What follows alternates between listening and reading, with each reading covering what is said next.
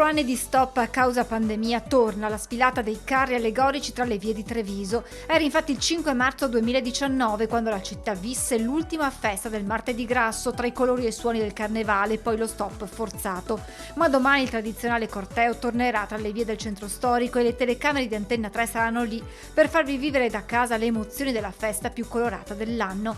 A partire dalle 14:30, subito dopo la nostra prima edizione, una lunga diretta che seguirà la partenza dei 19 tra carri allegorici e gruppi mascherati da piazzale Burchellati lungo tutto il percorso all'interno delle mura cittadine, con l'ingresso in Borgo Cavour fino all'arrivo in Piazza Duomo, dove vi sarà la proclamazione e la premiazione del carro più bello.